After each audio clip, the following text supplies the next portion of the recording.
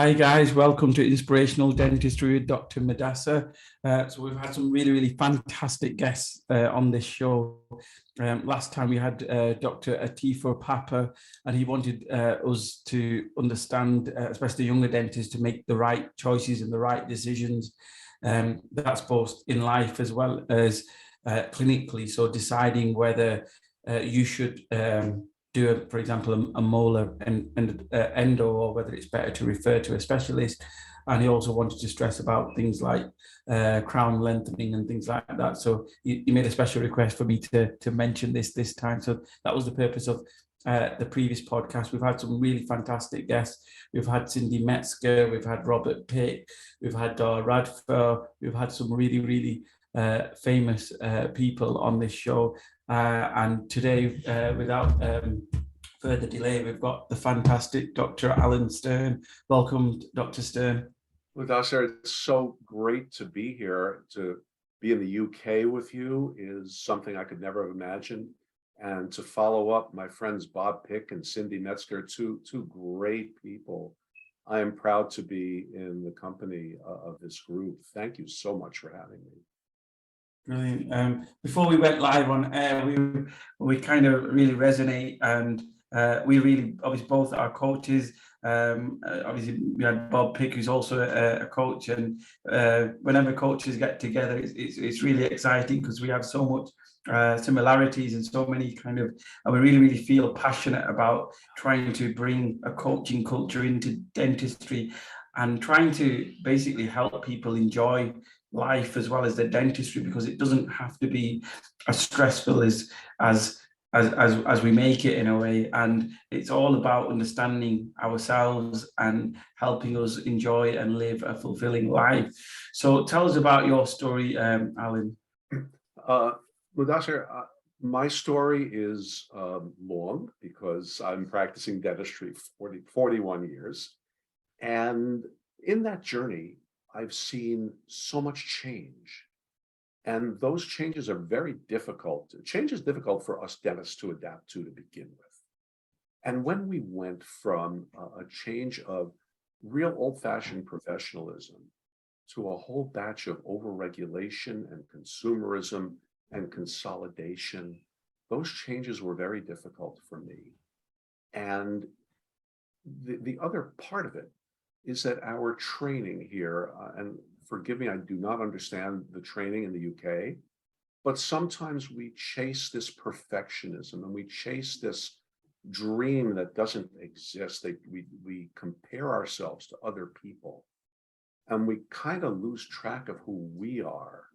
You made note of a gentleman you had on earlier who said, live your life in dentistry and refer out the stuff you shouldn't be doing or don't want to be doing. We need to understand. I needed to understand who I was or who I am in this field.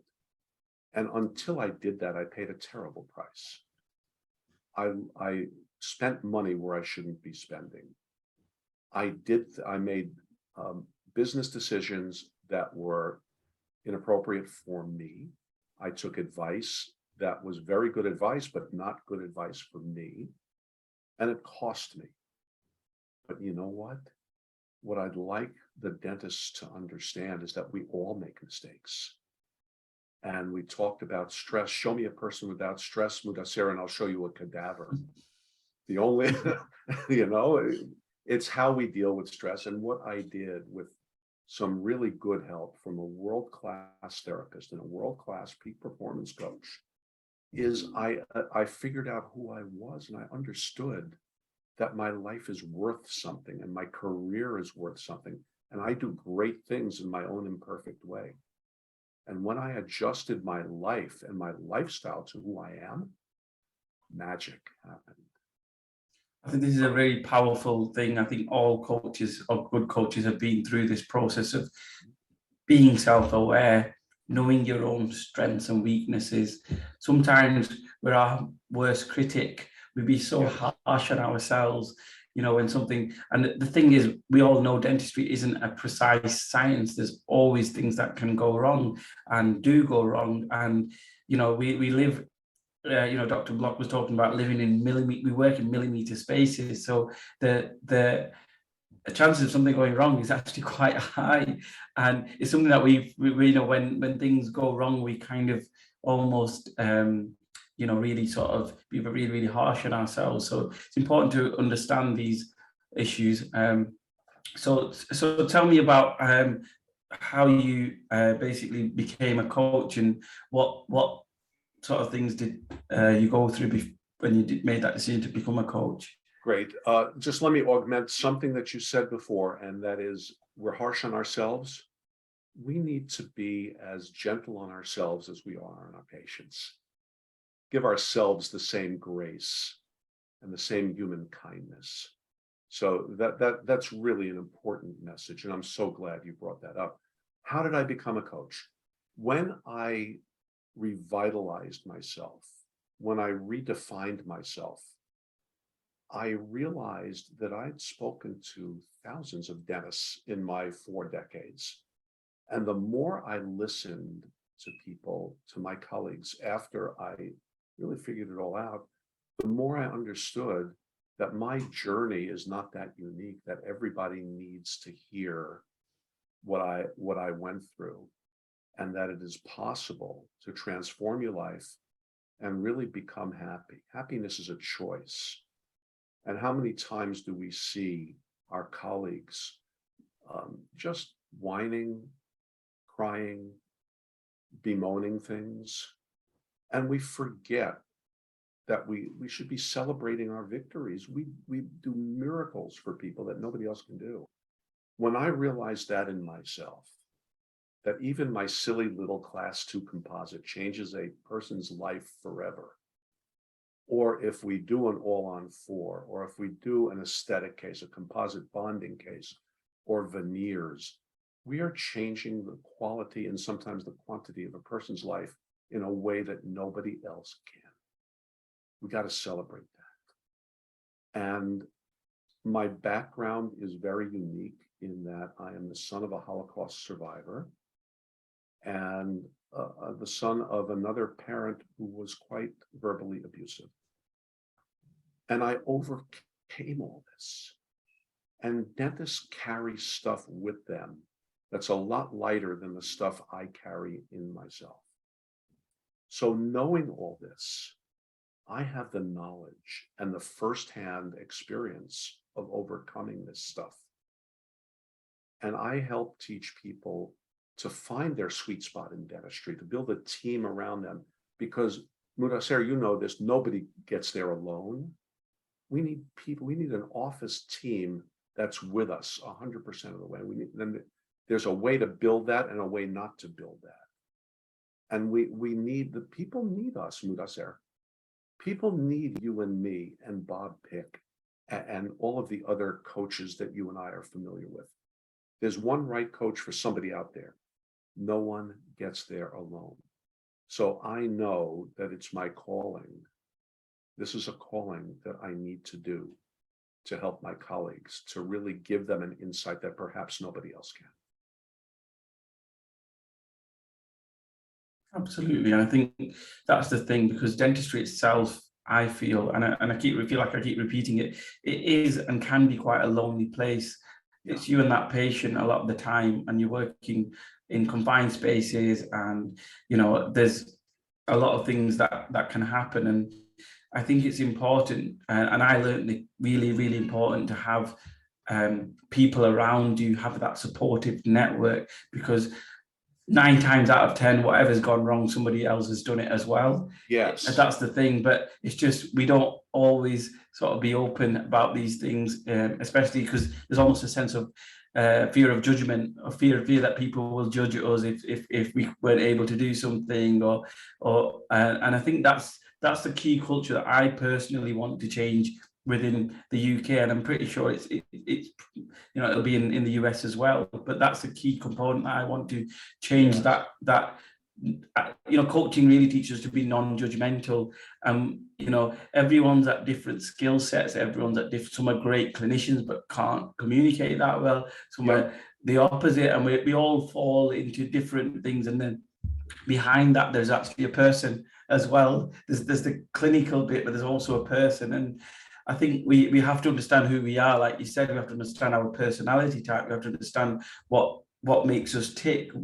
We have to be aware when we're perhaps suffering from burnout or feeling overwhelmed with things. And that you go to a very good point, Mudasser, because what the key to all of these newfound strengths is? It's vulnerability. I learned at a leadership retreat last month that when I started out, we wanted the patient to cooperate with us, right? We wanted the staff to cooperate with us. That is, do what I tell you to do, will you please? As we say here in New Jersey. Yeah. I'm in New Jersey, where rudeness is a way of life. So bear with me a little bit here. Yeah. But cooperation, no, because people have brains.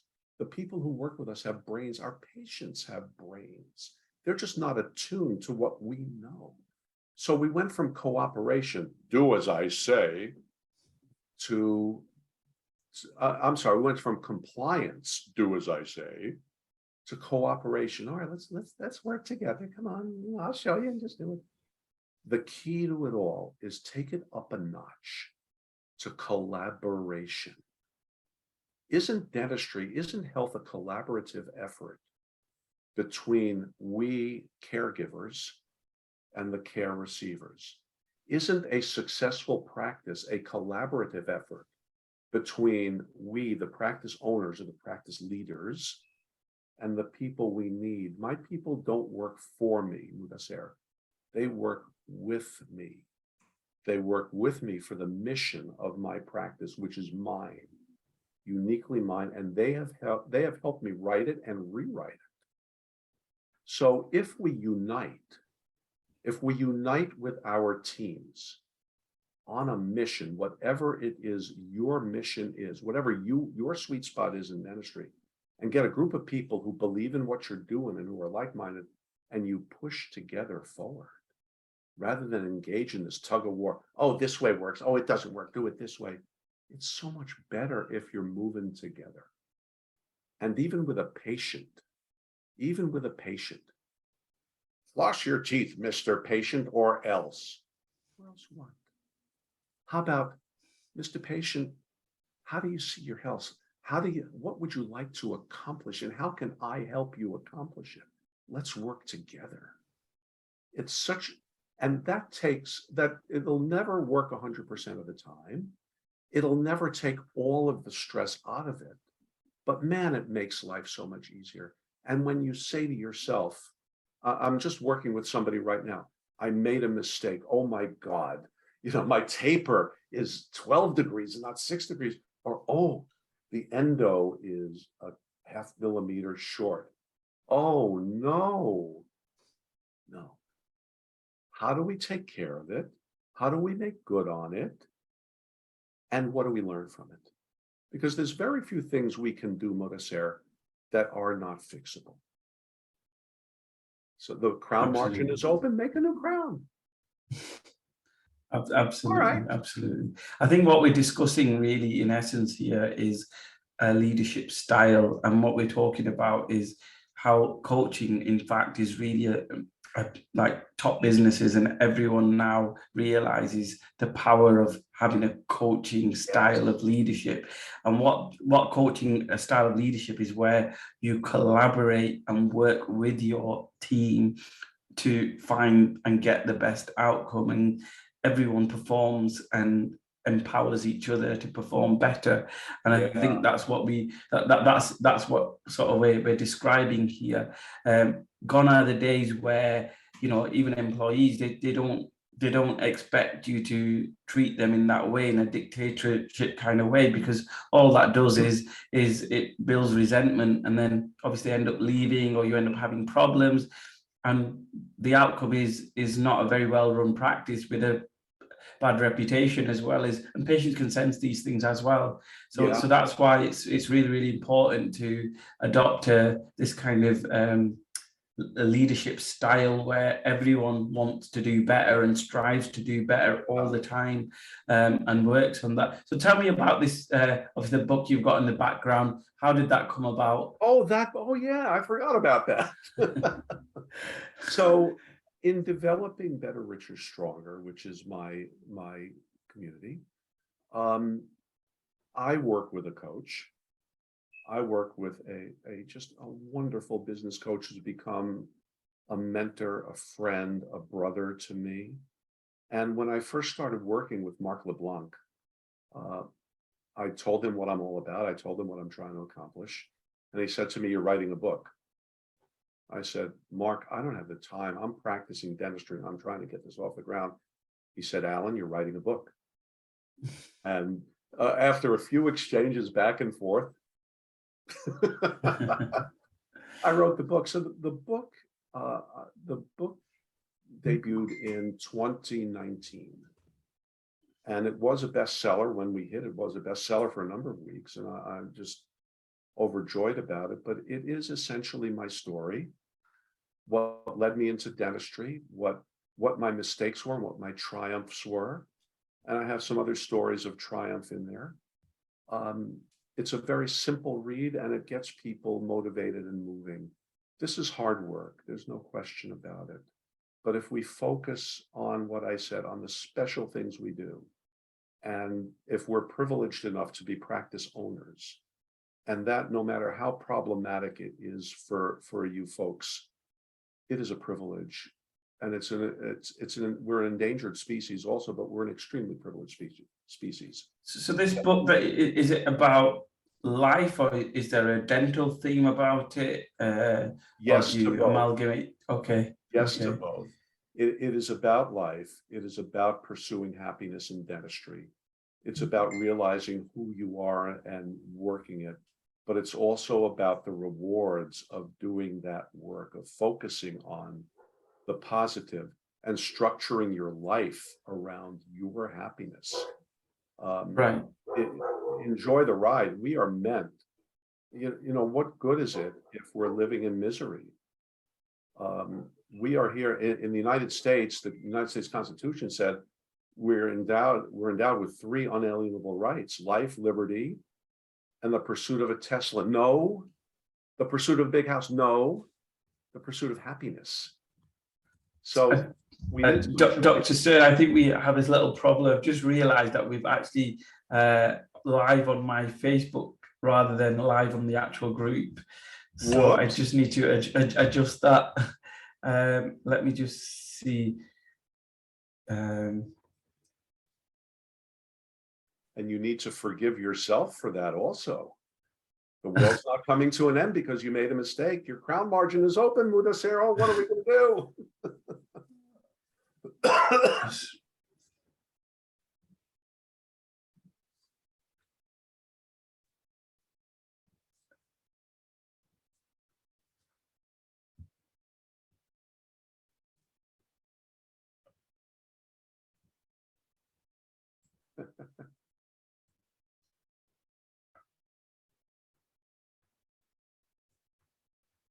It's okay, laugh at it. Just laugh at it, man. And I am taking great joy in this because you are much younger than I am, and you're making the mistakes that old people are supposed to be making. I love it. Right. We'll just start again. So sorry, Okay. I'll just press it again. All righty. We'll just do a short one if that's okay. Let's go. Hi, everyone. Welcome to Inspirational Dentistry with Dr. Mudasser. We've got a fantastic guest today. Unfortunately, we had some technical issues, so we couldn't get live on time for everyone. So without further ado, welcome Dr. Alan Stern. Mudasser, it's great to be here, and the technical issues were a lot of fun to work through. And you know, it goes to something that we were talking about before, and that is we make mistakes. We run into things. And guess what? The world hasn't ended. Just like if your crown margin's a little short or your endo's a little over, everything can be taken care of. So I'm delighted to be here with you, and I'm delighted to be in the UK. I never in my wildest dreams, or actually I did dream to have influence over people for the greater good. This has been my dream my whole life, and it's my dream. It was my dream in getting into dentistry, and it's my dream now. So welcome to my dream come true, and thank you for being part of it. Thank you so much. So what we were going to talk about was obviously your journey as a coach, and some of the perhaps difficulties, because you mentioned that, you know, before we went live, that you made some mistakes and you felt like you learned from those mistakes, and it's sort of the key take home message for everyone is to become self-aware and know your own strengths or weaknesses. So tell us a little bit about those issues that you faced, and how you feel like dentistry has changed over the years. What's happened is that in my career, which is 41 years and going strong, by the way, things have changed dramatically, and we dentists have a hard time dealing with change. We learn to do things one way, and unfortunately, we are sometimes a little bit inflexible in our mindsets. And what happened with me is that I took advice and I did things that were good for other people, but were not necessarily good for me. And it wound up costing me a fortune. And it put me into a real rock bottom place not that long ago. You know, in my 50s, Mudasser, we were living paycheck to paycheck. Oh my God. After 30 years of practice, it amounted to that. And I had to restructure my life. And I did. Because what I stopped doing was I stopped comparing myself to what I thought other people were. I started focusing inwardly as to who I am and what I'm here to do, what my strengths are, what my weaknesses are, what I like doing, what I didn't like doing. And I stopped looking at other people, started looking at myself and projecting my real self outward, my credible real self. And all of a sudden, life got a whole lot better. And, you know, I have no shame and no problem admitting that in my 50s, retirement looked like living in a dumpster, dusting myself off, spinning a few teeth and going back to the dumpster. Now, I'm good, man. I'm good. It can be done. And this is what I want the dental world to understand. Whether you're in the UK, the US, or anywhere else, you have skills, you have talents that are unique to you. Use them. Use them and don't compare them to anybody else. Just make yourself stronger. So after I recovered from my rock bottom, I realized that I have a lot to give.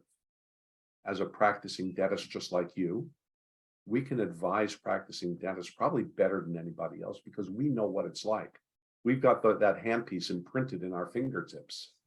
So we know what it's like, and we know the highs and we know the lows, and we know that steady baseline we could be working in. This is the key thing, obviously, that we need, obviously, everyone listening to understand the psychological and emotional component, because we neglect this a lot. We spend a lot of time focusing on the clinical stuff, and all these things that happen throughout the day have, it's almost like being in a boxing match and you're getting battered and bruised throughout the whole day, and there's highs and lows, and it's kind of over time, obviously stress builds up, and this, you know, you almost lose that enthusiasm or that motivation. Yeah. And we will all go through periods of perhaps burnout, or periods where we feel like we're just on autopilot. We're not really you know, in our peak state, shall we say, and we spend a lot of our lives perhaps doing that. And I think for me, like perhaps for yourself, when you take a step back and start to understand life and start to think about a bigger purpose, and think, I don't just want to be a dentist, and that doesn't sound just either. You know, obviously using that kind of language, you know, a dentist is, you know, one of the top performing professional jobs that there is. Mm-hmm. And we should all be proud of the fact that we have achieved that, because we are one of the winners in life. So we should be proud that we've achieved such an amazing thing, but also we should use that to become emotionally intelligent. I think that's what we're sort of touching upon here, that Yes. emotional intelligence of understanding who you are, understanding what's the best version of you and how to be that, so that you can serve your patients the best and obviously live a fulfilled life. So this book obviously mentioned that your coach encouraged you or made you write this book. And obviously, if you just tell us a little bit about the themes that run through this book. Dentistry is hard work. Structure your life around your happiness. It's happiness that's the key here. Enjoy the ride. Why should we dwell in misery? Figure out what your financial needs are. Figure out your bare minimum and work up from there. You know, if I'm looking at you, young sir, and I see everything that I think you are, which is absolutely amazing, I don't know what price you have paid or what price you are paying to get to where you are. You don't know what price I've paid. I've just scratched the surface. For me to get to be the great, larger than life, gray-haired guy that I am. But be you. Understand what your bare minimum is, and this is in the book, and I'm writing a workbook to go along with it. Understand what your bare minimum is. Understand what more you want, and then figure out whether you're willing and or able to pay that price. I am not willing to run a 12-chair, 32 hygienist office. I'm a one-man shop. I love how I do it. It's me. Do I make as much money as somebody else? I don't know. I've coached people who makes $5 or $10 for every one that I make. Do I want to be them? No. Do they want to be me? No. Get help to become yourself. That's the whole bottom line. And you can recover from almost any mistake. You can recover. I recovered from financial rock bottom. I recovered from self-esteem rock bottom. You can do it, but you're not going to do it alone. That's part of this also. Find a group of like-minded people to hang out with. The I Love Dentistry group is a great group. Your group, my group, your group, Inspire Dentistry, my group, Better, Richer, Stronger. These are great places to be, to find like-minded people and exchange ideas. Study clubs. I talk about this also. Study clubs are awesome. Form a study club of like-minded, supportive people. And never, never feel shame about anything you're doing. I want people to know, Mudasser, if I may, that if you know in your heart that you are coming from a good place in everything you do, in that office and also outside the office, that any of your imperfections are not that bad. You're never going to be perfect. But if you know in your heart that you're coming from the right place and you let that emanate in your actions and your words, take that to heart and enjoy the ride. Don't dwell on the bad stuff. Just improve on the bad stuff. Absolutely. I think it's powerful that, because a lot of the time we spend our time worrying, and a lot of the time we don't know, we might have performed treatment and we're worried whether that patient might come back or some kind of issues. And it's all about enjoying the ride and enjoying the moment, isn't it? Hey, if a patient leaves your office, Mudasser, what does it mean? What does it mean 5 years from now? It doesn't mean a blessed thing. And if a margin is short and you have to redo a crown, what does it mean 5 years from now? It doesn't mean anything. Absolutely, absolutely. I'm not sure whether we're still live or not. I think it says so here. Are we still live? Yeah. Yes, sir. Yeah, we're still here. And man, I'm happy to be here. I think let's just talk about the 4 cornerstones you mentioned. Right. Obviously, very good. Yeah, we do have to get to the title here. So it's all about that magic word you talked about and its relationships. The 4 cornerstones of a successful practice: your practice, your money, your relationships, and your health. Your health is very important. You know, dentistry is hard work. We don't dig ditches, but we kind of do. And we do it on a micro level. We don't need a lot of biceps to do it, but we do need a lot of focus and a lot of energy. So I want you to eat right. I want people to get enough sleep, a minimum of 7 hours. I want people to exercise 150 minutes of cardio and 2 resistance sessions a week. I'm just getting back to that now. Since COVID shut our gym down, my wife and I have lost it a little bit. But we just rejoined a gym and we've been kind of staying in the game. By the way, I held a plank for 10.5 minutes 3 years ago at age 66. Wow. So Wow. if I can do it, anyone can do it. So your health is very important. You got to eat, you got to hydrate, you got to sleep, you got to take care of your mental, emotional health. If you are stressed out, see a therapist. I did a program last month with Frank King on Save the Males, a depression awareness and suicide prevention program, because we are pockmarked with suicide. And if any of you all are down and out, please get help. Don't be afraid to talk about it. And God forbid, you know, if you hear somebody, a colleague who's down and out, stay with them and let them talk it out. And if they're thinking of, heaven forbid, hurting themselves, get them to help or get yourself to help. Your money. Money is very important. It's our freedom. It's our security. You have to live below your means. Live below your means. Prove nothing to no one. Because at the end of the day, your clinical shelf life is limited.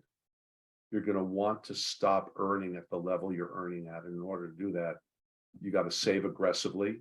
You have to have a good financial advisor and live below your means so you can put money away. I learned that a little late. I've caught up, but it would have been a whole lot more fun had I learned it and implemented it earlier with the right advisor. I have the wrong advisor for a long time. Your practice. I think this is the thing as well, that I think your emotional health impacts the way you make decisions as well. And sometimes they can be rash decisions and sometimes they can be controlled decisions. But the key component is when you get a coach or you get advice, it's about giving you that clarity so that you're in a position to make the right choice and the best thing for you at that time. Yes. And I think that's the thing, that when you're not at your best in terms of your mental health or emotional health, this impacts every area, because you're not sleeping well, you're not exercising, you're not doing the basics to help you, you know, make you the best version of yourself. And all these components form part of that. But I think the hardest part is being able to deal with the emotional component of the psychological component and being able to stay in that fresh state regularly, because as we know, there's been a lot of you know, really horrible things like COVID happening, a recession looming, the financial crisis. All these things are obviously puts us all in a state of anxiety, worry, depression, and negative feelings. And it's important that we you know, we learn and recognize those symptoms and realize how can we best deal with those issues, and how can we best manage those issues so that we aren't impacted in a negative way. Yes. Yeah. And, you know, some of us need, and look, I'm very proud to tell you that I work with a therapist. And if you sprain your ankle or hurt your back, you work with a physical therapist. If your mind is hurting, you work with a mental therapist.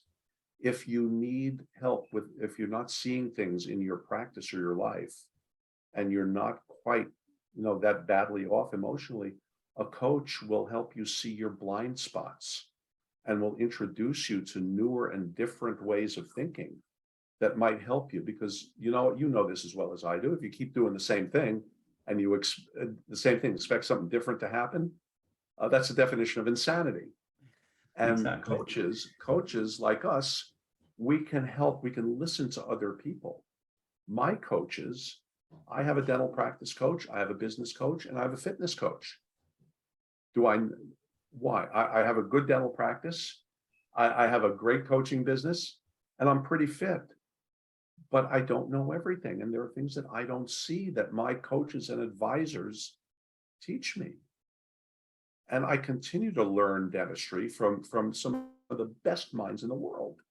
Why? Because it stimulates me. It opens my eyes to things I haven't seen, and it makes the world better. And that's what we can do. That's stay in a community. Nobody gets there alone, and loneliness is a bad thing.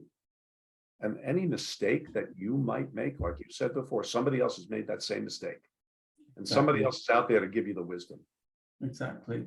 And what do you think we could do to help? Because obviously we mentioned about the importance of study clubs. How can we get people talking to each other? Because I think that's the key, because if you can remove this sort of judgmental culture that exists within dentistry, and we obviously, like we started off talking about vulnerability, and we can be able to open up about our fears, whether that's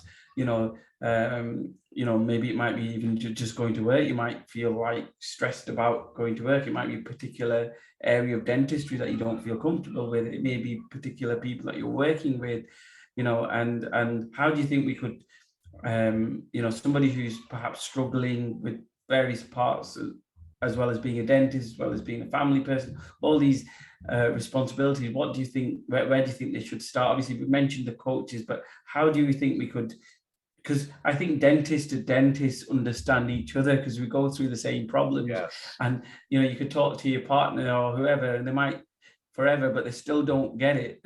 Yeah. I think the minute you start talking to a dentist, it's like, yeah, I've been there. I know exactly what you're talking about. Yeah, there are several different ways to do it. Am I allowed to mention some of the things that I'm doing? Sure. All right. So one of the things that I'm doing, and you can do this too. I have a group that's forming right now called On the Ride, and I'm looking for young dentists to create a safe space, a safe online space where we can talk and exchange ideas and look at our challenges safely. I think anybody can do that. Study clubs are great places to do it. I think that it's incumbent upon all of us, and we see a little bit too much of this in the online communities that you and I both hang out in, that sometimes somebody will put up something and a batch of people will pile on and just pound them for being so stupid or so naive, or how can you do this stupid thing? It's incumbent upon each one of us to really refrain from making comments like that. It's incumbent upon us to say, hey, I'm curious about why you did it that way. Help me understand that. Oh, I see, but here's how I would have done it. What do you think about this idea? I think we have to be gentle to each other. We have to be gentle on ourselves, and don't be so harsh judging ourselves. We have to be gentle, obviously, to our patients, so they're not going to come back to us. But it's incumbent upon us to be gentle to people who do things differently than we do, who do things with the best of intent, that they may not have had a good outcome, or they may be different than what we do. And we may disagree vehemently on it.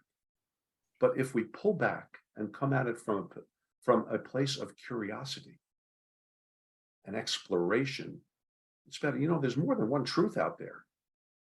There is more than one truth, and we have to live with all of the different good-hearted truths that there are. So explore with curiosity, refrain from making judgmental statements, and find safe places. If you want to join mine, that's great. If you want to join Mudasser, that's great. If you want to join Gary and Narain, that's great. Find a group, get some comfort, and get in there and be part of a community. That's so important. So much more powerful as well, like you said, when you've got a group of like-minded people collaborating and you're part of that network of people, you're only going to bounce ideas off each other and push each other upwards. Whereas if you're surrounded with negativity and surrounded with people who perhaps bring you down, and you get stuck in a rut, don't you? Because you sort of, and then you sort of almost shy away from making connections almost, because the depression sets in and you physically don't feel like talking to people anymore, Yes. and all that. And I think that's the key component, is get help early, realize that when you have your mental health or emotional health at its peak level, that's when you're going to be able to perform the best in every area of life.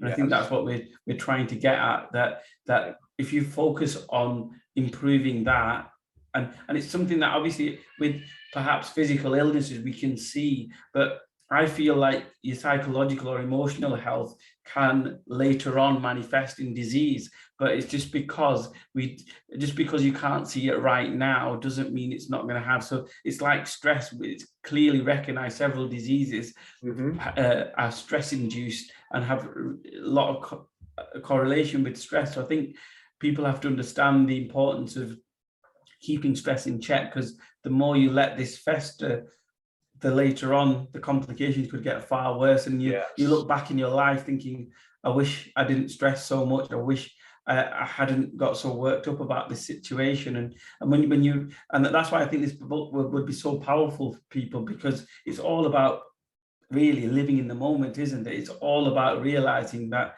you can't really change what's happened in the past. It's done with. It's over. That time's, that water's gone. That time's done with. It's all about the future. It's all about, and even the future, you can't really think too far ahead because you don't know what happens tomorrow. There's so many events that happen in a person's day that can completely knock them off course. And we all go through that. We wake up every day and suddenly this happens, that happens, this happens, and you're so battered and bruised by the end of it. You think, oh my God, what a day that was. And I think the key thing is that expect life to be like that. And if you can, I suppose, laugh your way through that or enjoy your way through that roller coaster, then you live a more fulfilled life rather than spending your time worrying. I'm working on a book of Alanisms. It'll be done in probably about a year and a half. But if I can get a little bit silly, don't confuse a hemorrhoid for a tumor. Our problems, we blow up these problems and they become tumors, and they're really irritants. And I found that looking back at every big problem that I thought I was looking at, they were more like irritants. They're not existential threats. We're still here. So if you just look at something as a challenge and move forward and improve, use your stress to challenge you, use your problems to challenge you, not to define you, things will be a whole lot better. Yeah, and as Bob Pick says, I think he said Albert Einstein, in the middle of every thing lies an opportunity. And I think that's the key take-home message that I feel as well. I mean, from studying and from learning, that the time when we grow the most is when we suffer or go through difficulties, because we learn so much about ourselves and everyone else around us, and we grow as a person, and that's perhaps depending on our spiritual beliefs, perhaps that's a way, that's our test, or that's our way of and there's always, you've got to believe that life is always happening for you, and whatever happens is always the best for you. And I think that should form part of everyone's belief, that whatever happens, that was the best thing. Yes, sir. Mudasser, I cannot thank you enough for having me. I told you I was a psychologically battered child. I've been through some tough times, and I always dreamed of being a positive force in the world on a big scale. You were enabling my dream to come true. Thank you. I cannot thank you enough for that. And my goal, my calling in life, is to have other people welcome me to their dreams come true. Absolutely. That's what I'm here for. That's what you're here for. And really, that's what we all should be here for. I hope I've given you something. I hope I've given some people in the UK. God, it's such a dream. This internet and COVID has been a blessing. It's enabled us to establish these contacts. I hope you folks in the UK got a little something from me today. Absolutely. And if you want to get in touch with me, please find me Better, Richer, Stronger on Facebook.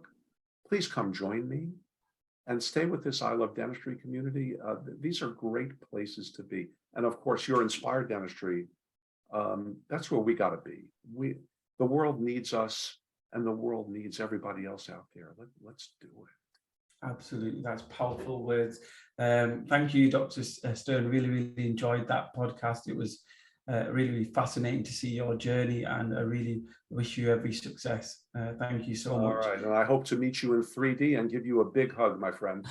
Definitely. Thank you. Thanks. Take care, man. Thank you for having me, Thank you. Mudasser. Take care. I've got to run. I'll be in touch with you. No worries. Thanks. Okay. Take care. Thanks. Bye. See ya. Yeah.